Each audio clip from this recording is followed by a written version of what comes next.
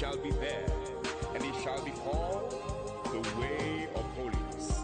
Hallelujah. Christ in my soul, pride in my heart, lust in my soul, sensual within. I call on my Lord just for a part. Jesus, help me, cleanse me from sin. He says, yes, he says, Jesus says, walk on, don't look back. He says, walk on, don't turn around. He says, walk on, take my hand and walk on, just walk on, don't look back. He says, walk on, don't turn around. He says, walk on, take my hand and walk on, even though I walk through the valley of the shadow of death, the valley of the shadow of death, you comfort me, you comfort me. Walk on, don't look back. He says, walk on, don't turn around. He says, walk on, take my hand and walk on,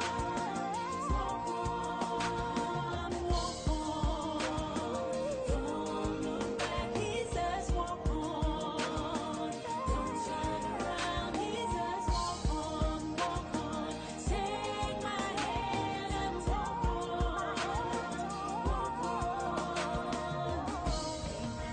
take my hand, take my hand,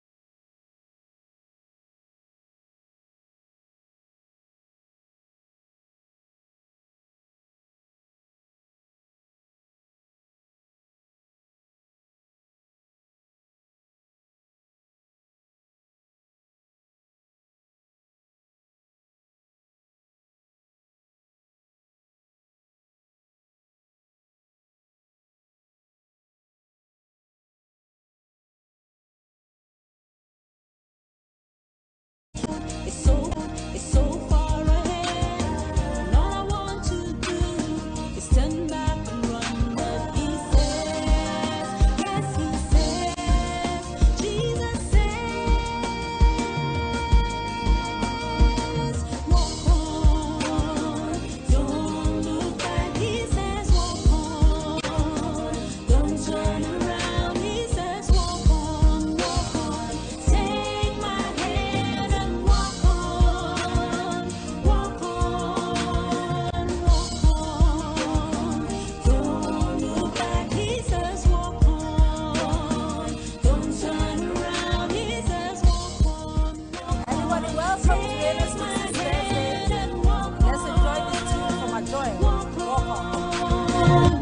The Lord is my strength. He will make my feet like the deer's feet, and he will make me walk on higher mountains. A highway shall be there, and it shall be called the way of holiness. Hallelujah. Christ in my soul, pride in my heart, lust in my soul, sensual within.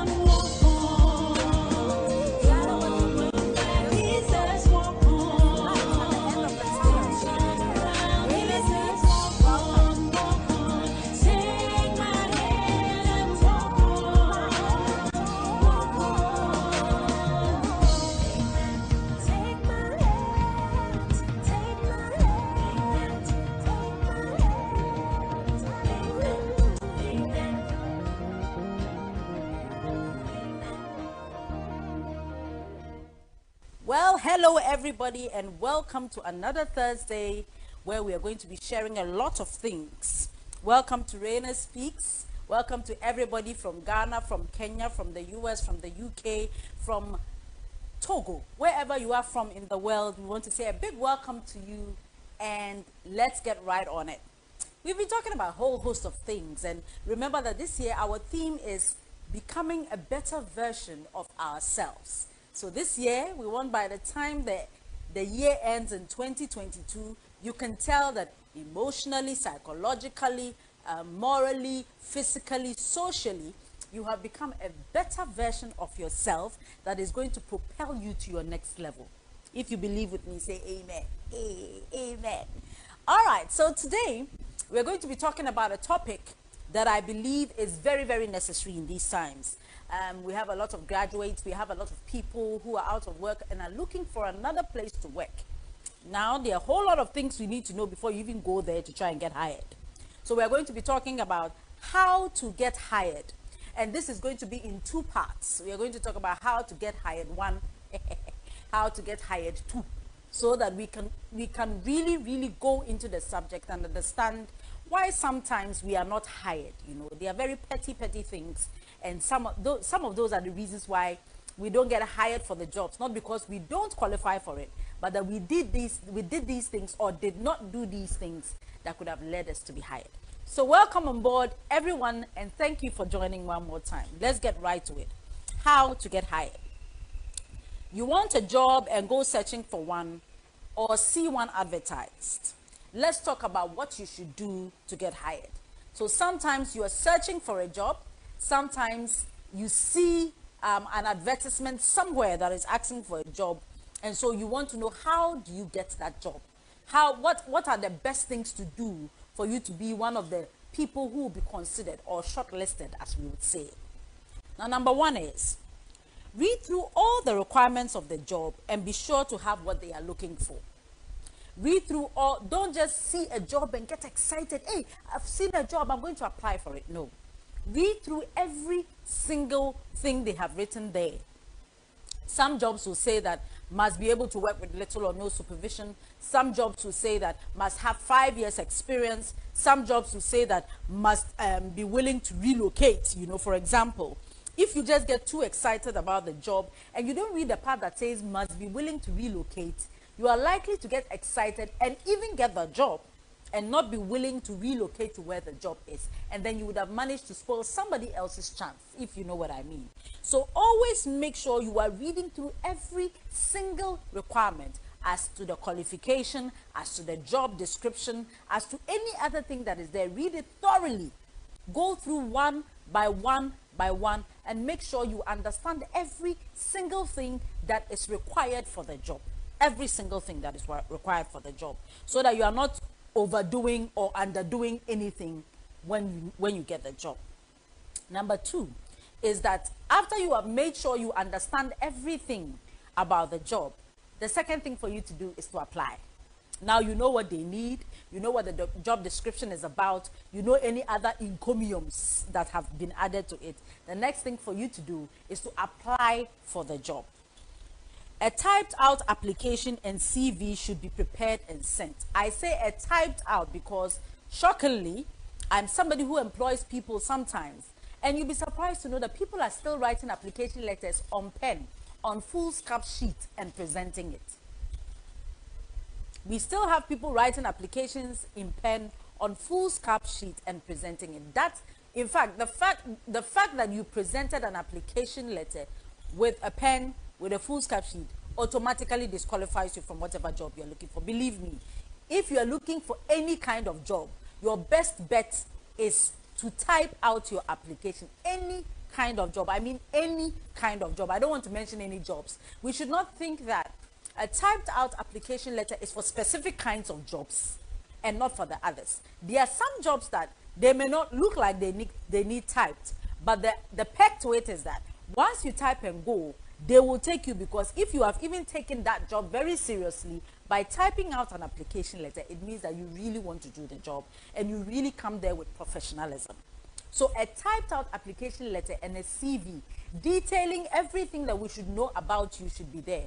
where you went to school, the jobs you've done before, your referees, and any positions you've held, and any particular skills that you think will be necessary or will be really needed in the job that you are applying for. List all of them.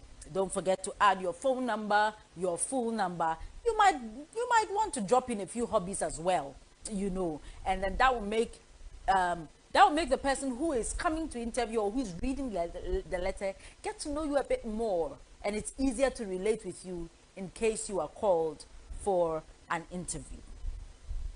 All right, so the third thing is, if the job is far away, call and find out if it can be sent by mail.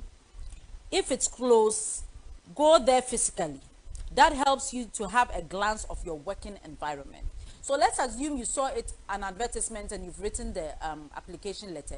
Do call and find out where, if there's a location on it already, I mean on the advertisement, then you're cool. You know where it is and you know whether you have to go there or you send by email. But whatever it is, the best thing for you to do is to call the job and find out, should I bring it myself or should I send it by email? If they agree for you to send it by email, good to go. If they ask you to bring it to where they are, that is an advantage for you because it gives you a chance to see the environment you'll be working in, and for you to decide even if whether you eventually want to turn in your application or not. Once you get there, you see people working, you see how the environment looks, you will convince yourself whether that is the kind of place you want to work or not. So I would say go for delivering it yourself if it is allowed by that company. The next point is, make sure you find out as much as you can about the institution or organization. Now, this is something that I find that a lot of people do not do. You want to work at a place, but you have not taken the time to find out exactly what they do, how long they've been there, the values that are, what should I say, the values that are there, the values that they really like, those ones that they really uphold. Sometimes you ask a person at an interview, so how did you hear about us? A friend. Okay. So what do you know about us? Nothing. Some have even gone as far as, but I've not yet started working here, so I can't know anything about. Wrong answer. Wrong answer. Don't say anything like that anywhere, anytime. It's like, we should know that you have not started working. How will you know a place where you have not started working? You are asking me a question I can't answer. Please don't do that. At least any institution that is an institution now has some online representation, whether on Facebook, Instagram, Twitter, something that you can find out at least how it started, at least why it started, at least what it entails now. You should never ever walk into a place for an interview or any kind of thing. I mean, before you even go, you should be willing to find out exactly what is going on there. Now, in the event that it is a friend of yours, let's say a friend of yours already works there and is trying to recruit you to them and say that, oh, this is a good place for us to work. I think that if you join us, it will be a good idea. Ask your friend as many questions as you can concerning that place.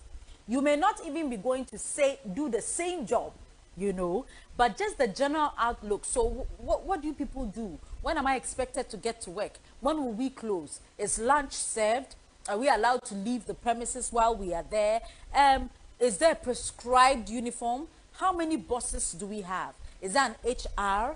Okay, do we give reports? I mean, basic questions so that you know a little bit about the place, and when you are asked, it shows interest.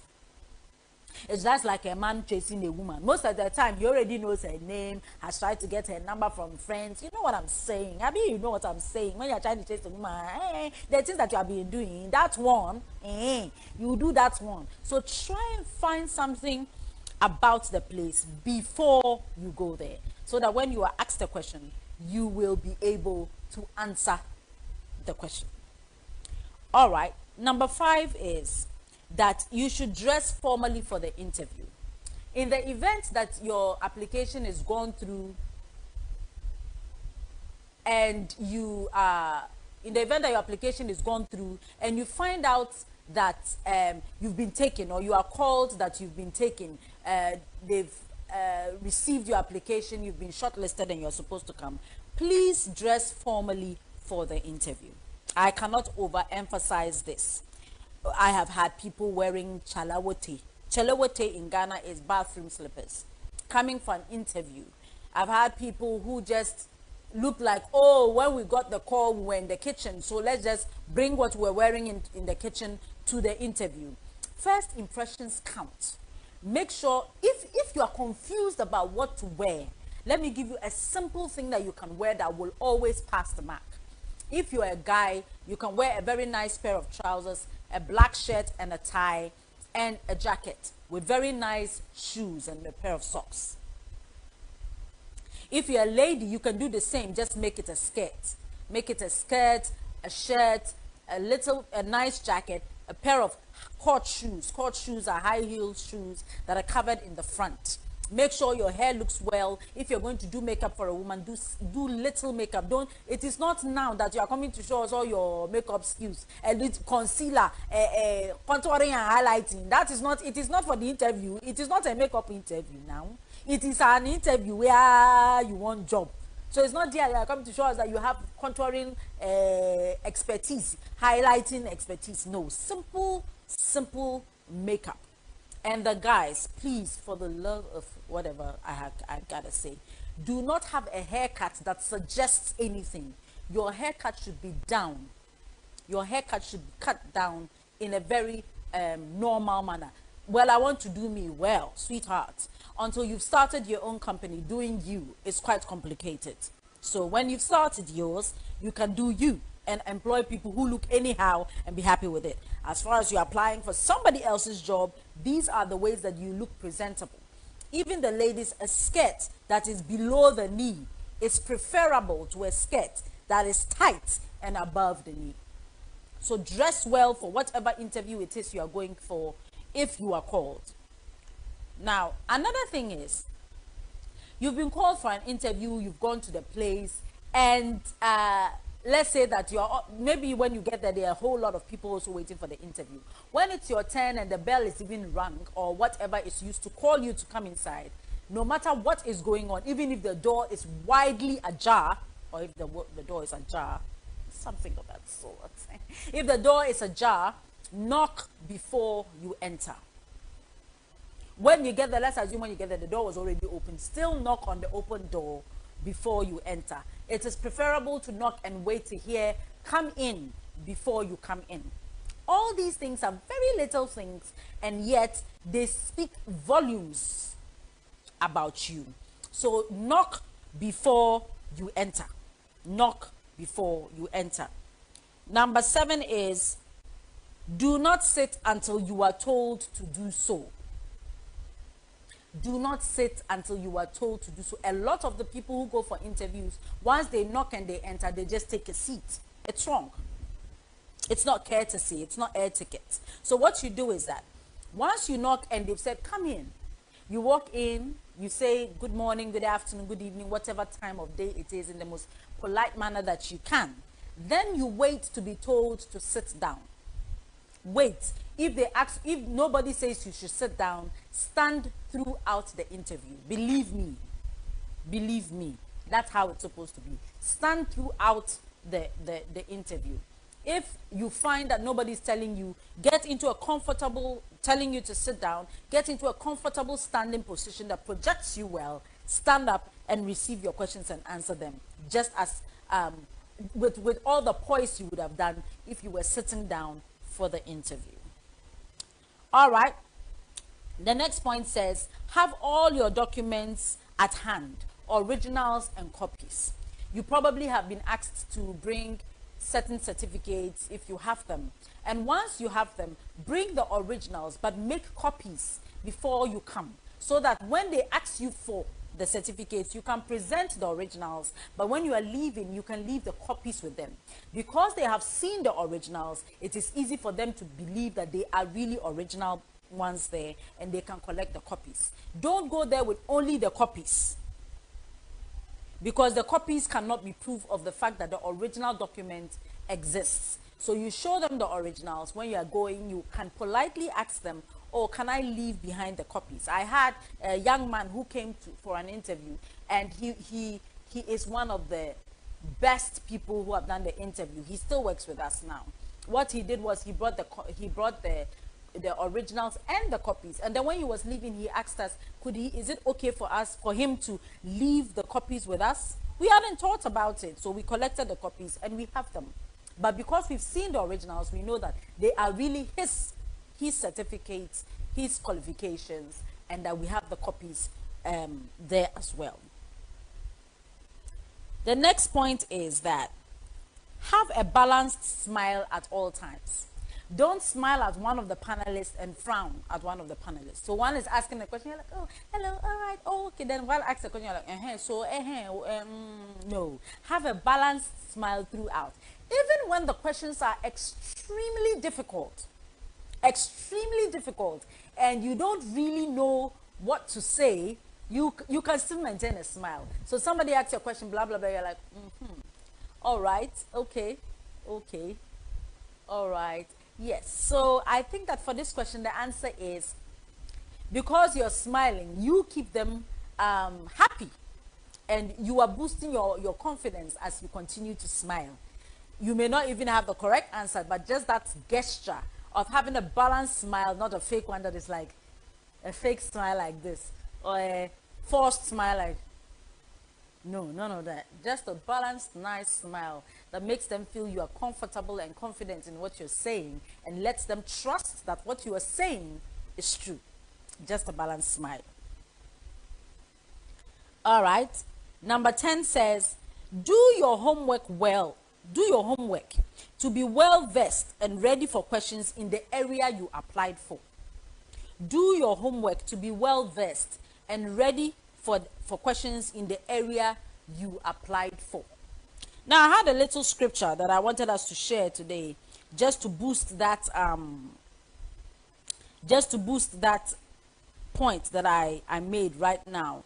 2 Timothy 2:15. It says, "Study to show yourself approved unto God, a workman that needed not to be ashamed, rightly dividing the word of truth." Let me see if I can get it in the Message Bible. Okay, it says, concentrate on doing your best for God, work you won't be ashamed of, laying out the truth plain and simple. So study to show yourself approved means that study so that when we ask you, you are able to produce what it is that you have studied. Now, in this case, you are going for a job that you have applied for, saying that you know how to do the job. So you should be able to answer the questions that are coming. So you should study. You should study the various, like let's say if I'm going for a teaching job, I'm applying to be a teacher. I should be prepared that there's probably going to be a question like, so if you face this kind of problem in the classroom, what are you going to do? The answer should not be, when I get there and the problem comes, I will know how to solve it. Wrong answer. If I was on that panel, you would not get the job. You should have specific points laid out ready for the answers, if you understand what I'm saying. So if you meet a child who is refusing to budge in classroom, what will you do? I'll do 1, I'll do 2, I'll do 3. You can even go a step further and say, if all these 3 do not work, I will do this. That means that you have studied and you understand the job that you are coming to do. And so we don't have to think about you, and you can work with little or no supervision. All right. The last point for today says, use simple English. Use simple English. Please, don't come and be using English that we cannot interpret. You don't know how to pronounce the thing. You don't know the meaning. Then at interview, it is now that you are saying all kinds of Queen English. Then when we ask you, you don't understand. Use simple English, something that everybody there can understand. Something that you will not have a problem explaining to whoever is there if you were asked to explain. Use simple English to explain everything, to answer every question, and to make it easier for whoever is under the sound of your voice to understand. So what have we learned today? How to get hired. I want to get hired. How do I work to get hired?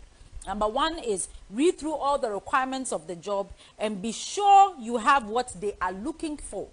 Number 2 is apply. A typed out application letter and CV should be prepared and sent. Number 3, if the job is far away, call and find out if you can send the application letter by email. But if it is close and you can go, it's better for you because you see what kind of working environment you'll be working in. The next point is make sure you find out as much as you can about the institution or the organization. The next one is that you must dress formally when called for an interview. Make sure you are looking sharp. Number 6 is knock before you enter the interview room. Don't just barge in. Make sure you knock. Number 7 is do not sit until you are told to do so. Don't sit for any reason at all. If they want to have the interview with you standing up, get into a comfortable position and answer all the questions. Number 8 is have all your documents at hand, originals and copies. Number 9 is have a balanced smile at all times. No fake ones, no forced ones, just a nice smile. Number 10 is that you must do your homework to be well versed and ready for questions in the area you have applied for. And I quoted 2 Timothy chapter 2 verse 15, study to show yourself approved, a workman that needs not to be ashamed. And then the last point we did today was use simple English. Use simple English. All right, so that's all we have for Raina Speaks today. God bless you and thank you for joining. And don't forget, next week, same time, same place. Same time, same place. Don't forget that. Join us and we will continue on how to be hired, part 2. So that by the time we are done, you will know how to be hired. And there's no job you walk into that you will not be hired. Let's go back to Walk On by Adora. Keep walking on and you will definitely get that job.